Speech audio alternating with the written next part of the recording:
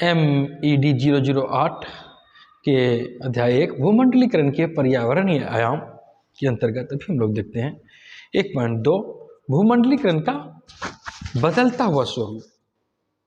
आप इतना समझ ले, भूमंडलीकरण में पूंजीवादी व्यवस्था का, पूंजीवादी विकास का प्रभाव होता है और यह प्रभाव विश्वव्यापी स्तर पर देखने को मिलता है और पूंजी का प्रभाव विश्व स्तर पर आपको दो समय दिखाई पड़ता है और इसी पूंजी के प्रभाव को तो इसे हम भूमंडलीकरण कहते हैं।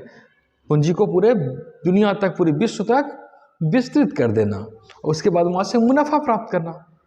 और यह आपको इतिहास में दो बात दिखने को मिलती है, एक 1860 से 1914 का दशक और दूसरा 1980 के बाद का स्वरूप।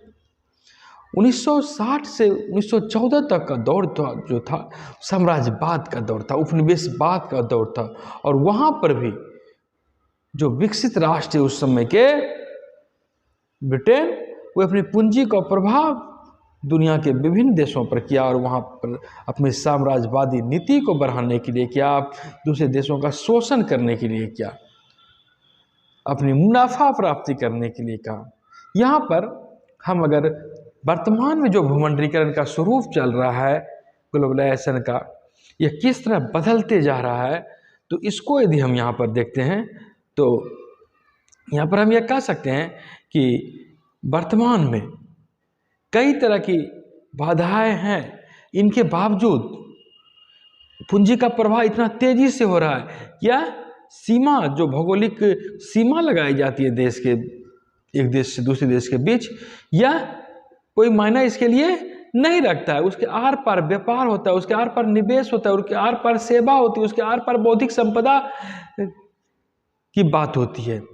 उस अधिकार का सीमांकन विस्तार होते चल जाता है और पूंजी अपने कई रूपों में आप देखते हैं यहाँ पर कि जो भूमंडलीकरण के तत्वावधान जो पूंजी लगाई जाती है, यह उत्पादक और पोर्टफोलियो राज्यों में स्वच्छंदता पूर्वक चलती है और जिस राष्ट्र में यह जाती है वहाँ की प्रभुसत्ता को कहीं न कहीं यह चुनौती देती है।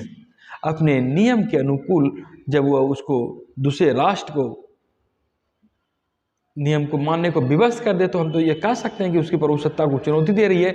यहाँ पर एक नज़र उत्पादक राज्य क्या हुआ, जो उत्पादन कर रहा है, और एक है पोर्टफोलियो राज्य। तो पोर्टफोलियो का यहाँ पर अर्थ आप समझ लें कि कोई संस्था है, कोई व्यक्ति है, तो वह किस तरह निवेश वहाँ पर करता है, किस तरह निवेश का संग्रह करता है। और यही तो भूमंडलीकरण में होता है।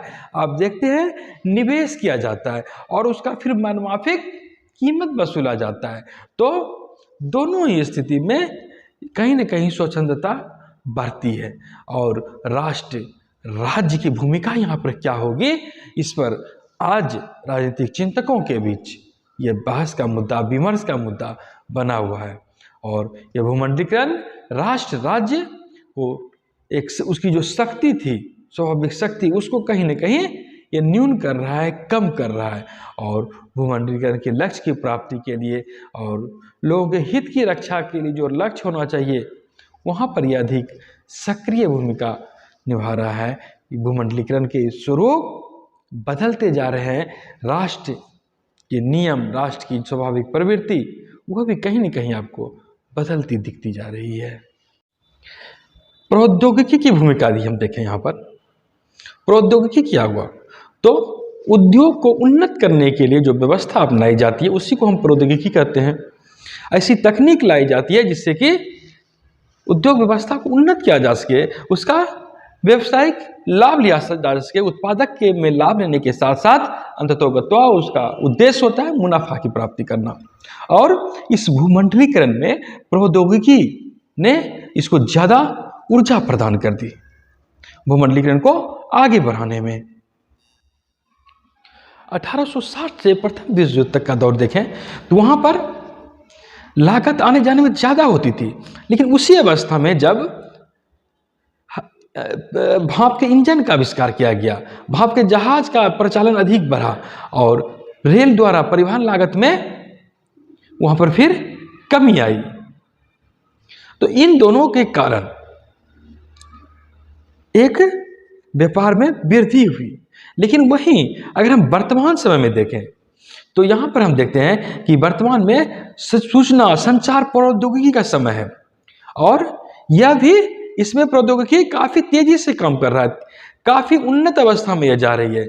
और ऐसा कहा जा रहा है कि सूचना प्रोसेसिंग की औसत कीमत पहले $7.25 करोड़ थी, वह गिरकर काफ़ी गिर गई, सैकड़ों प्रतिशत दर में उसमें जो है कमी आई। एयरलाइंस की प्रति मील जो लागत होती थी 1960 से 1990 तक में जो इतनी लागत आती थी उसकी तुलना में अभी काफ़ी कम कीमत लगने लगी। और आप इसका एक छोटा सा उदाहरण यह भी देख सकते हैं कि न्यूयॉर्क से लंदन बात करना हो या आप भारत से लंदन बात करते थे तो वहाँ पर जितनी दरें लगती थी उसकी तुलना में भी बहुत अल्प पैसा लगता है। और जैसे कि $190 लगता था तो उसके बाद $50 से भी नीचे लगने लगा। इस तरह आज आप देख सकते हैं संचार क्रांति, रोमिंग जैसी बात आप देखते होंगे कि आप इंटरनेशनल कॉल करते थे, इंटरनेट कॉल आता था तो रोमिंग लगता था, लेकिन आज आप देखिए कि कितने सेकेंड भर में सूचना का आदान प्रदान हो जाता है और कम से कम कीमत पर हो जाता है। तो ऐसे में ऐसी व्यवस्था ने विश्व बाजार में भी गति लाई, विश्व व्यापार में भी उछाल लाया और विश्व निर्यात में 1970 का जो दशक रहा यह सकल घरेलू उत्पाद के 17% की तुलना में 1990 के दशक में 21% था। तो इस प्रकार प्रौद्योगिकी ने भूमंडलीकरण की भूमिका को बढ़ाने में काफ़ी अहम भूमिका निभाई। व्यापार की भूमिका देखते हैं तो भूमंडलीकरण के बदलते स्वरूप में आप व्यापार की बढ़ती भूमिका को देख सकते हैं। कैसे 1980 के दशक में जितनी व्यापार हुआ करती थी उसके बाद से काफ़ी अधिक तेजी से तीव्र गति से परिवर्तन हुआ और विश्व व्यापार की वृद्धि दर में काफ़ी परिवर्तन आया, वृद्धि हुई। सकल घरेलू उत्पाद 1970 में जो था 10%, 1988 में 20% बढ़ गया और पूंजी का प्रवाह काफ़ी तेजी से बढ़ा, काफ़ी तेजी से वृद्धि हुई। और प्रत्यक्ष विदेशी निवेश की बात करें तो 1997 में 1970 की अपेक्षा 7 गुना अधिक तेजी से बढ़ी, $400 बिलियन हो गया, वहीं 1970 में 7 गुना कम था। और इसके साथ साथ पोर्टफोलियो और अन्य अल्पकालिक पूंजी प्रवाह भी पर्याप्त बढ़े, तरह तरह से निवेश किए जाते हैं। तो इस तरह की बातें हुई है और आप देखते हैं कि कुल ट्रिलियन अमेरिकी डॉलर से अधिक है भी व्यापार और 1980 के दशक से 3 गुना अधिक है। वहीं आप देखते होंगे कि भारत की ही अर्थव्यवस्था कितनी तेजी से वृद्धि हुई है, $1 ट्रिलियन में पहुंच गई भारतीय अर्थव्यवस्था और विश्व की 5वीं सबसे बड़ी अर्थव्यवस्था पहुंच गई है भारत। तो भूमंडलीकरण के बाद व्यापार की भूमिका काफ़ी बड़ी है और व्यापार के बढ़ने से कहीं ना कहीं आपकी आर्थिक व्यवस्था विकसित होती चली जाती है। भूमिका इस भूमंडलीकरण के बढ़ते स्वरूप में अगर हम वित्तीय पूंजी की भूमिका देखते हैं तो इसमें भी वृद्धि हुई है, परिवर्तन हुआ है और सकल वित्तीय प्रवाह में तेजी से वृद्धि हुई है, काफ़ी तेजी से वृद्धि हुई है। और कहा तो ये जाता है कि दैनिक विश्वव्यापी लेन देन में 1973 में $1.5 बिलियन व्यापार होता था, वहीं 1995 में $2.12 ट्रिलियन व्यापार हुआ। तो इस तरह पूंजी प्रवाह पूरी तरह से व्यापार और निवेश प्रवाह से वो संबद्ध हो गया और काफ़ी अधिक, वो साधारण जो सोचा नहीं था उतना अधिक वृद्धि हो गया। और वित्तीय पूंजी का यह प्रवाह मुद्राओं में स्पेक्युलेटिव ट्रेडिंग के रूप में बढ़ी। ये स्पेक्युलेटिव ट्रेडिंग क्या होता है? सट्टा व्यापार का आप नाम सुने होंगे, शेयर मार्केट का नाम सुने होंगे। तो इस रूप में काफ़ी तेजी से भूमंडलीकरण के बाद 1990 के बाद इसमें इस तरह के व्यापार में वृद्धि देखने को मिली और मुद्रा प्रवाह का इस वृद्धि का संबंध कहीं ना कहीं पोर्टफोलियो निवेश में बड़ी उछाल से दिखता है आपको। यह पोर्टफोलियो निवेश क्या होता है? तो पोर्टफोलियो निवेश, जैसा कि आपको बताया, यह किसी संस्था या व्यक्ति के द्वारा निवेश किया जाता है, वो संग्रह किया जाता है, निवेश का संग्रह किया जाता है और यह कई रूपों में पूंजी का प्रभाव लगाता है। पूंजी की उसमें निवेश किया जाता है, जैसे बैंक खाता के रूप में सरकार भी कहती है आप लगाओ पूंजी और पैसे का आमद बढ़ता है। बैंक खाता हो, स्टॉक बॉन्ड हो, विकल्प अधिकार पत्र हो या स्वर्ण प्रमाणीकरण की बात आपने सुनी होगी, अचल संपत्ति की हो या कोई भावी अनुबंध की बात हो, तो इस तरह की बातें आप होती है, इसको ही पोर्टफोलियो निवेश कहते हैं। एक मान्यता दे दी जाती है आपको स्टॉक बॉन्ड पेपर, ये सब आप सुने होंगे। वहीं इसमें होता क्या है कि जोखिम के स्वीकार्य स्तर पर निवेश किया जाता है, लेकिन कहीं न कहीं उसका उद्देश्य रहता है मुनाफा में वृद्धि। और इस तरह के निवेश से ग्लोबलाइजेशन की भूमिका काफ़ी बड़ी है, इसकी भूमिका परिवर्तित दिखी है। और अमेरिका जो निवेशक द्वारा जो है बॉन्ड और इक्विटी में बाहरी देशों में लेन देन बढ़ा, वो लोग दुनिया के अन्य देश तक भी पहुँचे और 1980 में सकल घरेलू उत्पाद के 9% से बढ़कर 96 में 164% हो गया। सोच सकते हैं कि कितनी वृद्धि हुई।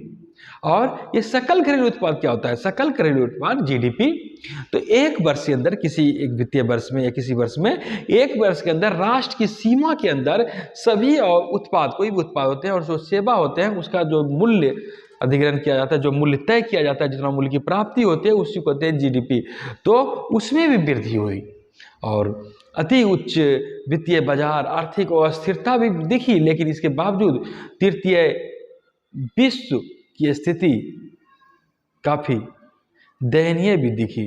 जो जितने लाभ में विकसित राष्ट्र है, तीसरी दुनिया के राष्ट्र, इससे पर उतने फायदे में नहीं रह सके और वे राष्ट्र कहीं न कहीं सशंकित से देखे।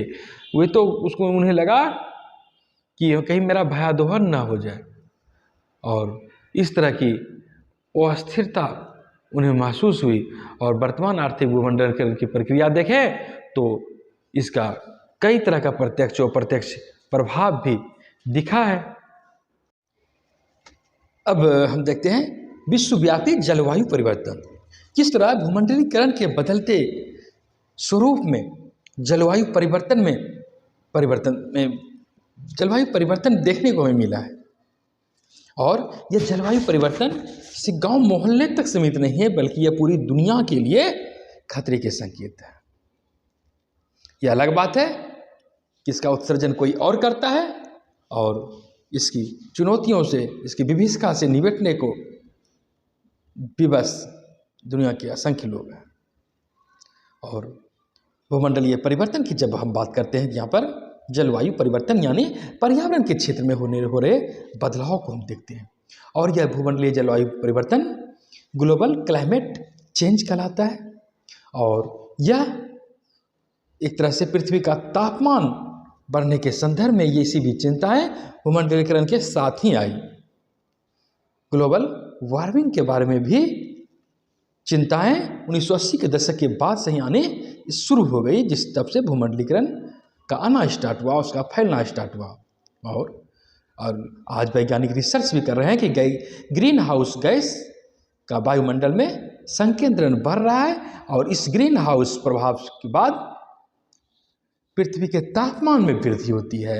यह तापमान एक तरह के काफ़ी नुकसान का परिचायक संदेश देता है। और इसमें होता यह है कि ग्रीन हाउस एक तरह की एक प्रक्रिया है और इस प्रक्रिया में सूर्य से जो ऊर्जा आती है वह स्वच्छंद रूप से वायुमंडल से होकर गुजरती है, परंतु आप जानते हैं कि पृथ्वी से जब वापस जाती है विकिरण होकर, तो वह ऊष्मा वायुमंडल में गैस द्वारा सोख ली जाती है या रोक ली जाती है।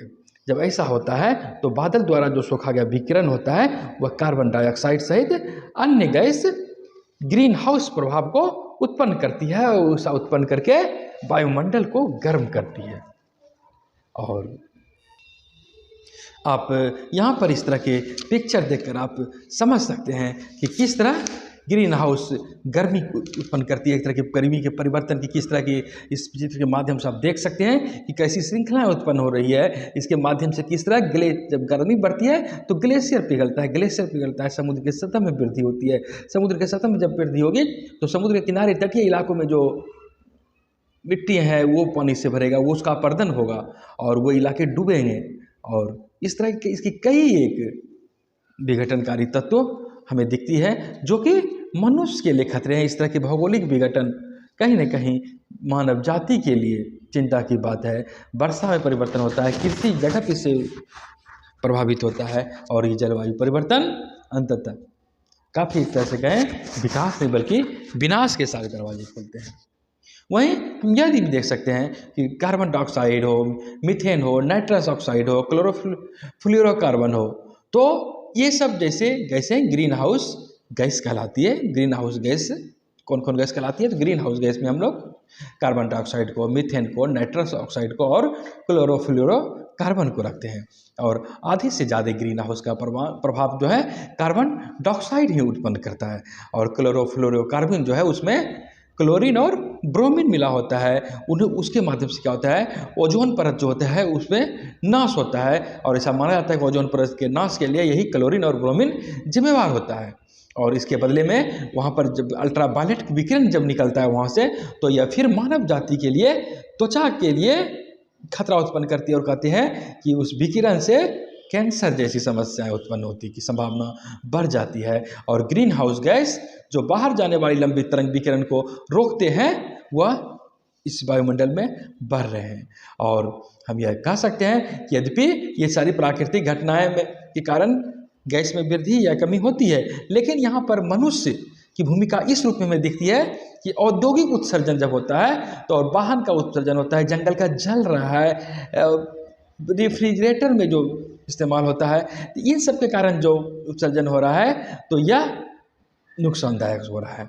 और ऐसा कहा जा रहा है एक अनुमान के मुताबिक कि 2030 तक ही, एक दशक के बाद ही 2% तापमान बढ़ जाएगा। और कहा जाता है कि 2090 तक तो 4 डिग्री बढ़ जाएगा। और इस तरह यदि तापमान बढ़ेगी तो ग्लेशियर पिघलेगा। ग्लेशियर पिघलने से समुद्र का सतह 2030 तक ही कहा जाता है कि 9 सेंटीमीटर और 29 सेंटीमीटर तक के बीच बढ़ जाएगा। और 2090 तक तो 96 सेंटीमीटर बढ़ने की संभावना व्यक्त की जा रही है।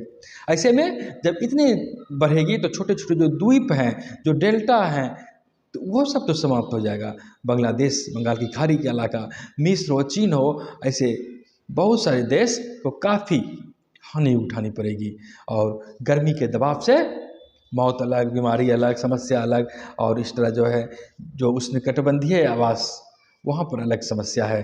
ग्रीन हाउस गैस के उत्सर्जन का बहुत बड़ा भाग आप जानते हैं कि औद्योगिक देश, जहाँ के कल कारखाने अधिक मात्रा में विकसित देश में हैं, वे ज़्यादा उत्सर्जन कर रहे हैं और वे अपनी आर्थिक वृद्धि की प्राप्ति तो कर रहे हैं, लेकिन वहाँ पर इस तापमान को घटाने के संदर्भ में चिंताएं कर रहे हैं, प्रयास कर रहे हैं, लेकिन इस पर विराम नहीं लग पा रहा है।